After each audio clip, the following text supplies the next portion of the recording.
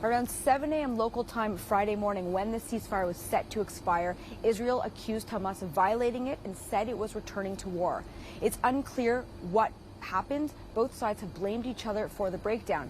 Israel said that Hamas was not abiding by the terms of the deal and was not releasing all of the female hostages.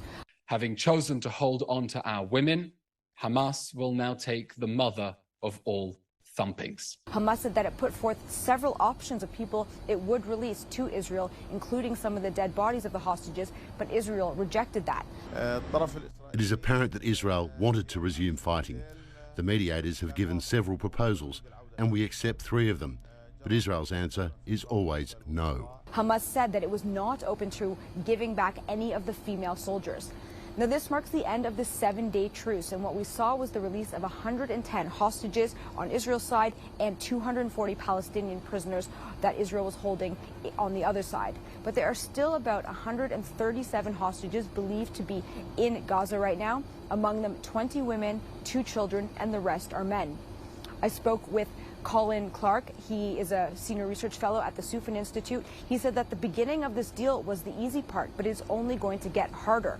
The hostages for Hamas are extremely important. Hamas knows that Israel will exchange a small number of hostages for a large number of prisoners. He said there are many reasons why the deal might have fallen through.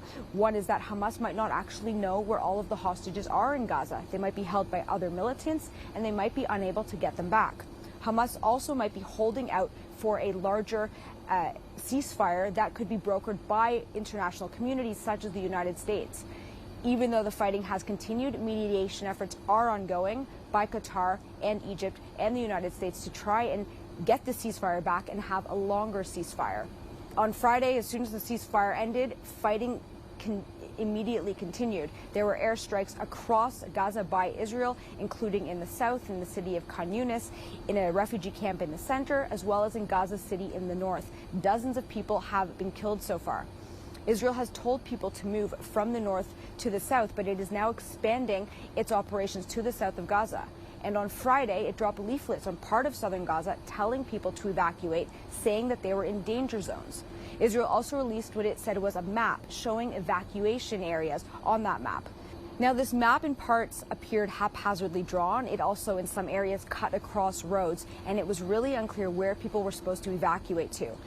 Gaza's more than 2 million people, a large proportion of them are now in the south, and as fighting continues, they are being squeezed into smaller spaces. I spoke to a health staff with the aid group Doctors Without Borders, who's in the south of Gaza. He said people don't have food, they don't have water, they don't have shelter, they don't have basic necessities, and as the fighting continues, it is only going to get worse.